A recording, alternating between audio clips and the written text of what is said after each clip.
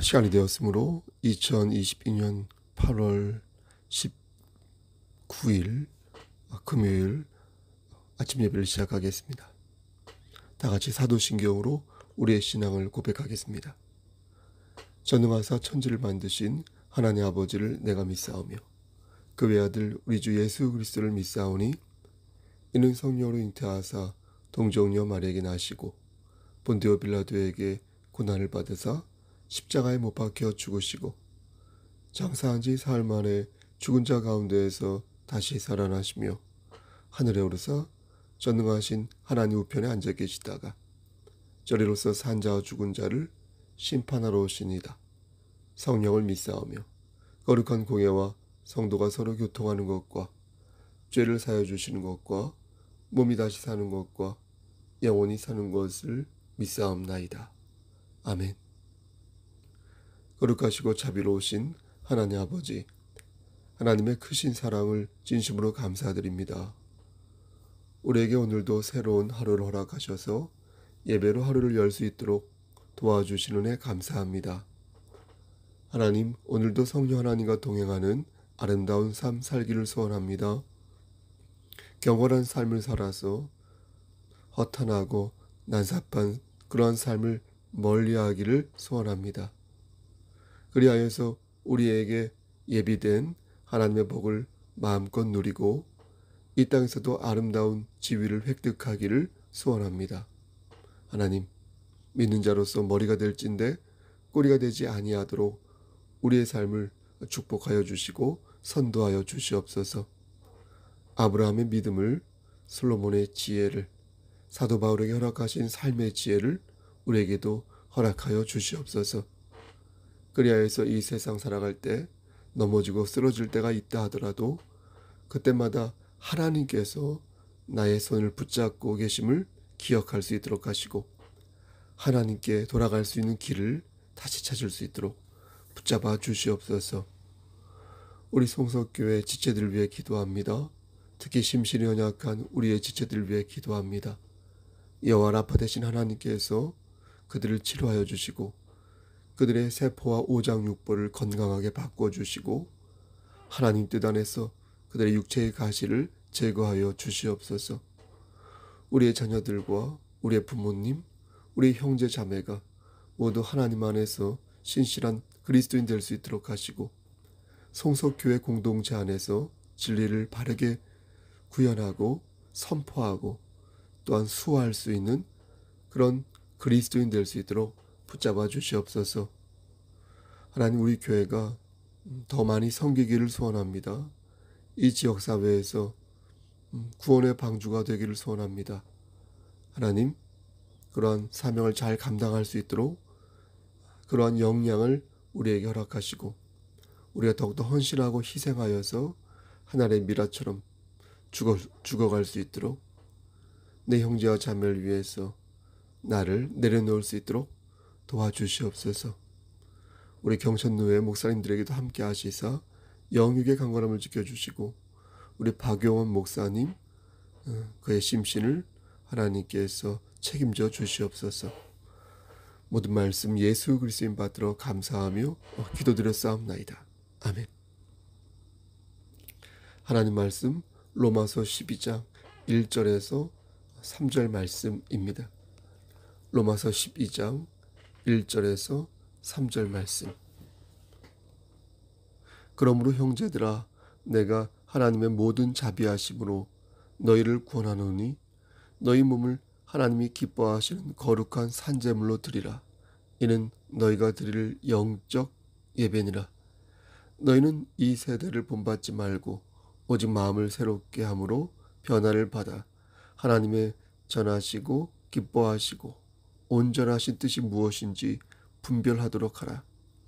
내게 주신 은혜로 말미암아 너희 각 사람에게 말하노니 마땅히 생각할 그 이상의 생각을 품지 말고 오직 하나님께서 각 사람에게 나누어 주신 믿음의 분량대로 지혜롭게 생각하라.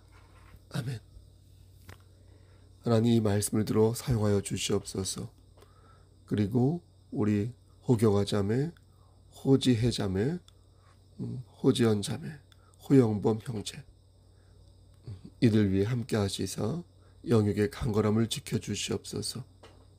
우리 전순주 집사님, 우리 고재욱 권사님, 김필순 권사님, 우리 오은순 집사님, 우리 성두경 권사님, 황금자 권사님, 우리 김미애 권사님, 박승자 권사님, 우리 성용자 권사님, 우리 김난 권사님, 우리 전미경 권사님, 늘 영육의 강건함을 허락하여 주시옵소서.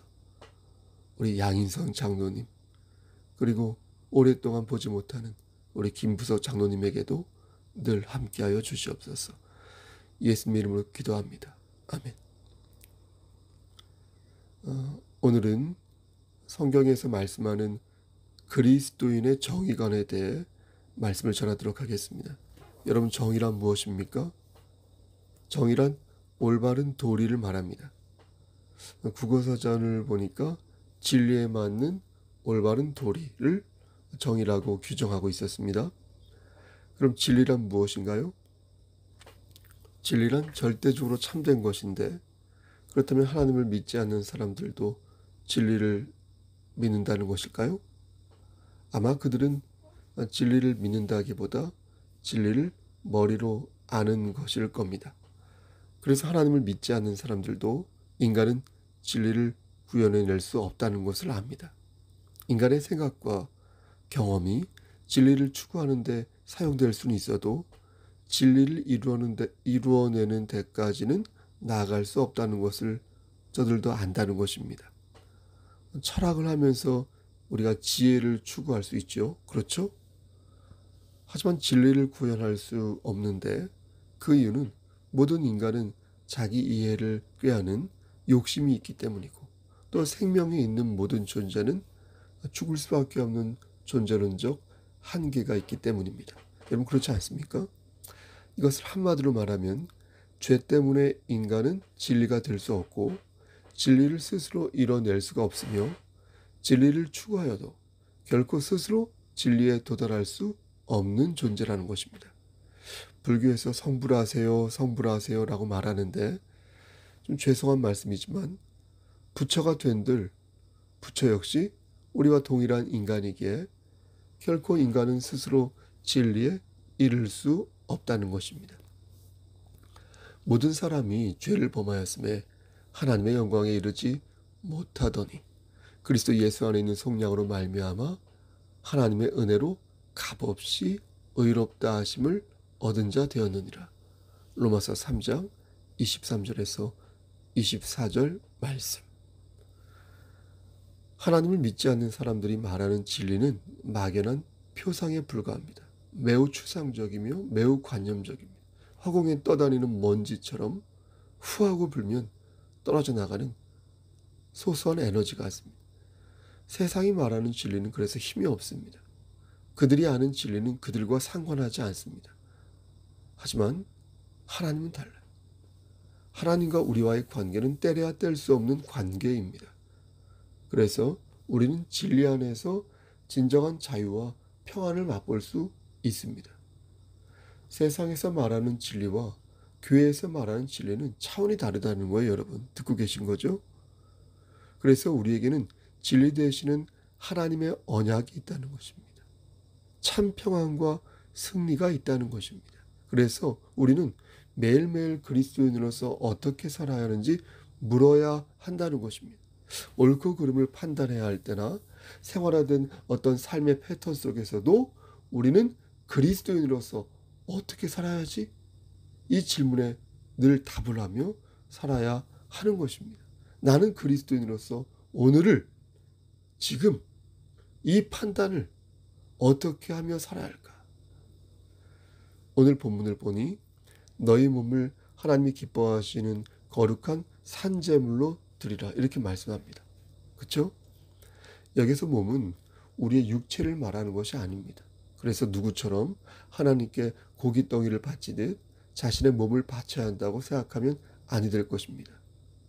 옛날 이야기 중에 나무꾼과 도깨비 방망이라는 이야기가 있지 않습니까?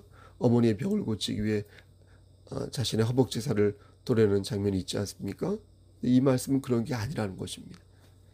여기서 말씀하는 몸은 우리의 육체가 아니라 우리의 인격을 가리킵니다.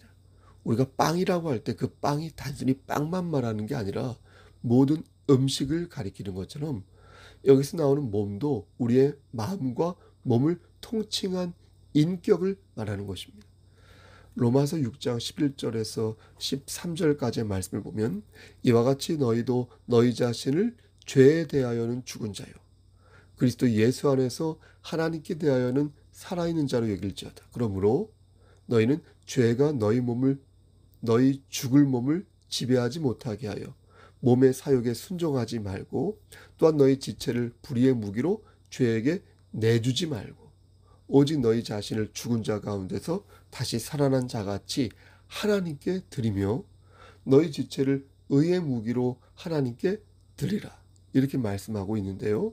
이것이 오늘 본문 1절과 연결된다는 것입니다.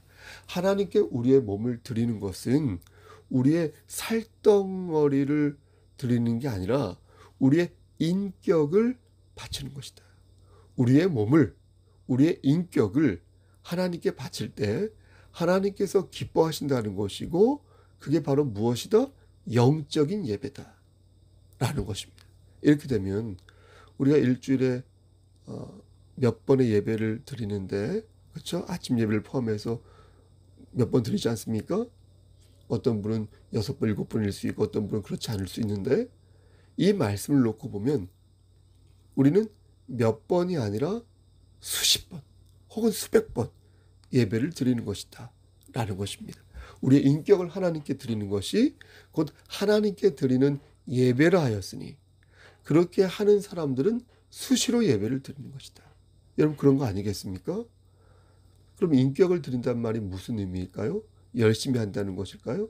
그래서 열심히 살면 그게 하나님께 드리는 영적인 예배가 되는 것일까요? 아니면 다수의 행복을 위해 우리가 살면 그게 영적인 예배가 되는 것일까요? 그래서 나를 희생하고 공동체의 이익을 도모하면 그게 하나님께 드리는 영적인 예배가 된다는 것일까요? 여러분 어떻게 생각하십니까? 하나님을 기쁘시게 하는 영적인 예배가 여러분 어떤 거라고 생각하십니까? 그 답이 오늘 본문 2절에 있습니다. 하나님께서 산제물을 원하시는데 그냥 산제물이 아니라 거룩한 산제물을 원하신다는 거룩한 산제물. 산제물이란 구약시대의 동물 제사처럼 죽은 동물로 드리는 게 아니라 살아있는 자기 자신을 하나님께 드린다는 것. 다시 말해서 살아있지 않으면 우리는 거룩한 제물이 될 수 없다는 것입니다. 그럼 살아있다는 것은 무슨 뜻일까요? 살아있다는 것은 우리의 삶 속에서 하나님을 실제로 느끼는 것입니다. 추상적으로 하나님을 생각하는 게 아니라 하나님이 나와 함께하고 있음을 간절히 믿는 것입니다. 그럼 거룩하다는 것은 무슨 뜻일까요? 거룩하다는 것은 흠이 없이 순전하다는 거예요. 그럼 우리가 흠이 없고 순전할 수 있을까요? 전 그럴 수 없을 것 같은데요. 따라서 우리가 거룩해지려면 반드시 예수 그리스도의 보혈이 필요하다. 아멘. 그래야 내 인격이 거룩해질 수 있고 그래야 하나님께서 원하시는 영적인 예배를 거룩한 몸과 마음으로 드릴 수가 있는 것입니다. 아멘. 예를 들어 보겠습니다. 우리가 무언가를 결정하려고 합니다. 고깃집을 해야 할지, 회사에 다녀야 할지, 카페를 차려야 할지, 돈이 중요한지, 이 상황에서 건강이 중요한지, 또 내가 수술을 받아야 할지 말아야 할지, 내가 속한 조직의 이익이 중요한지, 개인의 행복과 인권이 중요한지, 내부자로서 이 사람을 고발해야 할지 아니면 조용히 넘어가야 할지, 콩나물 가격을 내가 깎아서 조금 더 돈을 모아야 할지 아니면 그냥 주고 나와야 할지, 어떤 것을 결정하고 판단하고자 할 때 우리는 먼저 우리 자신을 돌아봐야 한다는 것입니다. 그래서 내가 지금 하나님 앞에서 거룩한 사람인지 그리고 죽어있는 재물인지 살아있는 재물인지를 봐야 한다는 것입니다. 왜 그렇게 해야 하냐면 그렇게 해야 하나님을 기쁘시게 할 수 있고 그렇게 해야 비로소 영적인 예배를 드릴 수 있기 때문이라는 것입니다. 다시 말해서 내가 고깃집을 해야 할지 노래방을 해야 할지 고민하기에 앞서 내가 영적인 예배를 드리고 있는지 그렇지 않은지를 보는 것이 더 현명하다는 것입니다. 왜냐하면 옳고 그름을 분별하는 것은 진리만큼 정확한 것도 없기 때문입니다. 내가 하나님 앞에서 바로 서고 내가 하나님 앞에서 바로 살면 그것으로 나는 이미 진리의 영향력 안에 있는 것이기에 그 순간 나는 그 어떤 것보다도 현명한 판단을 내릴 수 있는 것이며 나아가 하나님의 보호하심을 받을 수 있는 자녀가 된다는 것입니다. 그런데 그 순서를 망각하고 고깃집을 차려야 할지 채소집을 차려야 할지에만 골몰하고 있으니 본인의 몸과 마음은 소진되고 고갈되고 말아 결국 공경에 처하고 마는 것 아니겠습니까? 그러므로 우리는 하나님의 자녀로서 영적인 예배를 드리는데 힘써야 하는 것입니다. 영적인 예배. 영적인 예배란 우리의 삶 속에서 하나님의 주권을 인정하는 것입니다. 그리고 삶의 모든 가치와 의미를 하나님께 두는 것입니다. 그래서 무언가를 결정할 때 하나님의 힘을, 하나님의 권능을 믿는 것입니다. 나를 보호하시고 나를 선도하시는 성령 하나님의 역사를 믿고 따르는 것이 바로 영적 예배인 것입니다. 하지만 세상 사람들은 여러분 어떻습니까? 그렇게 생각하지 않는다는 것입니다. 그들이 아무리 양심적이고 지적이라 지성적이라고 해도 그들은 하나님을 의지하지 않습니다. 그들은 하나님의 힘을 믿지 않습니다. 그들은 그것을 신념이라고 양심이라 부르고 가치라 말하고 명예라 말하면서 하나님을 생각하지 않습니다. 이탄희 변호사라는 사람이 있습니다. 지금은 국회의원이죠. 3년 전만 해도 그는 잘 나가는 판사였습니다. 그는 양승태 대법원장의 추천으로 법원 행정처 기획심의관으로 발령을 받았습니다. 그는 다른 판사들에게 이렇게 좋은 자리로 왔으니 양승태 대법원장에게 은혜를 갚아야 한다는 얘기를 듣습니다. 저기 몇 년 전인지는 잘 모르겠네요. 어쨌든 그는 고민하였고 그런 와중에 양승태 대법원장의 사법농단이 드러나게 됩니다. 그는 고민 끝에 블랙리스트를 폭로하고 판사직을 내려놓습니다. 그는 어떤 마음으로 그러한 결단을 하였던 것일까요? 조직에 충성하는 마음으로 그냥 눌러 앉아 있었으면 누구처럼 평탄대로를 걸을 수 있었을 텐데 대체 그의 마음을 흔들어 놓은 것은 무엇이었을까요? 그는 공적 가치를 말하였습니다. 공적 가치란 판사로서 가져야 할 일종의 양심 같은 것이었습니다. 그는 양승태 대법원장에게 조공을 바치면 공적 가치가 한순간에 사라질 것으로 생각하여 도저히 견딜 수 없었다라는 말을 하였습니다. 저는 마음속으로 그가 그리스도인이기를 바랐습니다. 그래서 그의 신념과 명예가 신앙의 발로한 가치이기를 바랐습니다. 이런 사람이 저의 바람대로 그리스도인이라면 얼마나 좋을까 생각했습니다. 그리스도인들이 가지고 있는 공적 가치, 그리스도인들이 따르는 정의와 양심, 이 모든 것들이 진리 되시는 하나님의 말씀에서부터 나왔다고 만천하에 공적인 자리에서 고백한다면 얼마나 멋지고 근사한 일일까 생각해 보았습니다. 사랑하는 성도 여러분, 하나님은 다음과 같이 말씀하셨습니다. 너희는 이 세대를 본받지 말고 오직 마음을 새롭게 함으로 변화를 받아 하나님의 선하시고 기뻐하시고 온전하신 뜻이 무엇인지 분별하도록 하라. 오늘 본문 로마서 12장 2절 말씀. 여러분, 왜 이 땅에는 멋지고 근사한 신앙적 리더들이 잘 안 보이는 것일까요? 여러분, 하나님을 바라보는 영적 리더들이 왜 이리 안 보이는 것일까요? 혹시 여러분, 우리가 어두운 데 있어서 그들이 보이지 않는 것은 아닐까요? 혹시 나의 관심사가 다른 것에 있어서 인터넷을 봐도 알고리즘에 의하여 다른 것들만 보이는 것이 아닐까요? 아는 만큼 보인다고 하는데 혹시 진리를 사모한 지 너무 오래되어서 그것들이 혹은 그들이 보이지 않는 것은 아닐까요? 그게 아니라면 왜 우리는 우리 자신이 그러한 영적인 리더가 될 수 있다는 사실을 모르는 것인가요? 아니, 알고 있는데 혹시 외면하는 것은 아닌가요? 저는 끝으로 오늘 본문 중 2절 말씀에 나오는 한 단어를 여러분들에게 강조하고 싶습니다. 너희는 이 세대를 본받지 말고 오직 마음을 새롭게 함으로 변화를 받아 하나님의 선하시고 기뻐하시고 온전하신 뜻이 무엇인지 분별하도록 하라. 바로 2절 중간에 나오는 선이라는 단어입니다. 하나님께서는 우리가 당신의 선하심을 분별하기를 원하시는데 여기에서 선하다는 것은 헬라어로 아가도스라고 하여 모든 사람이 일반적으로 가지고 있는 보편적인 선을 말합니다. 그러니까 아가도스는 하나님의 자녀들에게만 주는 선이 아니라 모든 사람이 일반적으로 가지는 도덕적 의지라는 것입니다. 아가도스.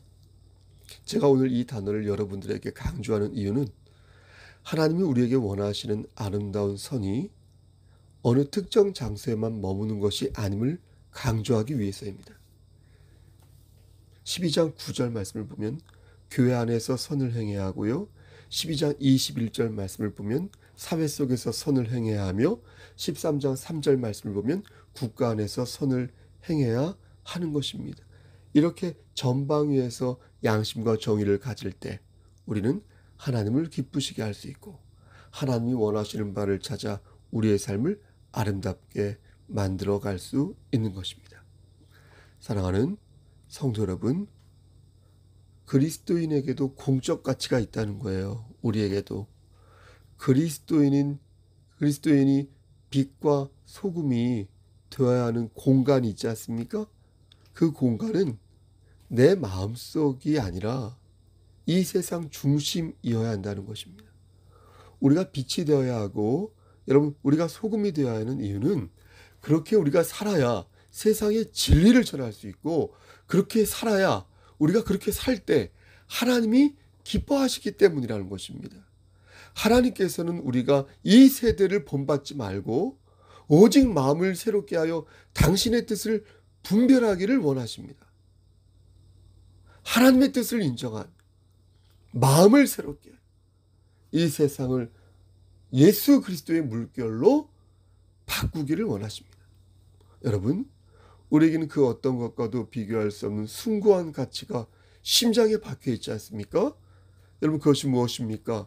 그것은 진리 되시는 하나님의 말씀으로 우리가 왜 양심적으로 살아야 하는지, 우리가 왜 불의와 맞서 싸워야 하는지, 우리가 왜 개와 돼지가 아닌 인간으로 살아야 하는지 그 이유를 가르쳐 주십니다. 우린 그것을 사용해야 한다. 우리가 서 있는 그 자리에서 예수의 향기를 묻히고 발해야 한다는 것입니다. 교회는 이상을 가진 사람들이 모여 그것을 공유하고 그것을 세상에 뿌리는 공동체입니다. 우린 그것을 명예라 부를 수 있고 양심이라 부를 수 있으며 우리를 지탱케 하는 신앙의 도리라고 부를 수 있습니다. 그 어떤 다른 것으로 표현할 수도 있습니다. 믿음의 분량대로 오늘을 지혜롭게 생각할 수 있어야 하며 믿음의 분량대로 저들에게 진리의 향기를 전할 수 있어야 한다는 것입니다. 맡겨진 직분과 역할에 따라 모두 향기로울 수 있다는 것입니다. 하나님께서는 오늘 말씀을 들어 저와 여러분에게 말씀합니다. 너희는 거룩한 산제물이 되어라. 예수의 은혜로 거룩해지고 너희가 숨쉬는 그곳에서 살아있는 제물이 되어라. 그것이 곧 영적 예배이니 너희는 내가 원하는 그러한 삶을 오늘 살도록 하여라. 내게 주신 은혜로 말미암아 너희 각 사람에게 말하노니 마땅히 생각할 그 이상의 생각을 품지 말고 오직 하나님께서 각 사람에게 나누어 주신 믿음의 분량대로 지혜롭게 생각하라. 여러분 오늘도 하나님이 기뻐하시는 거룩한 산제물이 되어서 이 세상의 빛과 소금이 되시기를, 그 역할을 감당하시기를 우리를 주에서 구속하여 주신 주 예수 그리스도인 받들어 간절히 축원합니다. 아멘. 이제는 우리를 주에서 구속하여 주신 우리 구주 예수 그리스도의 은혜와 아버지 하나님의 만극하신 그 사랑하심과 성령 하나님의 교통하시고 인도하시는 모든 역사하심이 하나님 말씀 안에서 정말로 영적 예배를 드리며 그리고 산제물로 드리며 하나님을 기쁘시게 하는 삶을 살기를 소원하는 여기 모인 성도와 그들의 가정과 이 제단과 이 나라 위에 하나님의 사랑하심이 세세토록 함께 계실지어다. 아멘. 예배를 마쳤습니다. 말씀드린 것처럼 오늘은 금요일입니다. 여러분 힘차게 즐겁고 건강하게 경건하게 오늘 하루를 사시길 바랍니다. 산제물이 되어서 하나님을 기쁘시게 하는 삶을 사시길 소원합니다. 무슨 일이 있으면 연락 주시고요. 신방을 원하시면 언제든지 연락 주시기 바랍니다. 010-3938-3983. 여러분 오늘도 힘찬 하루 되십시오. 샬롬.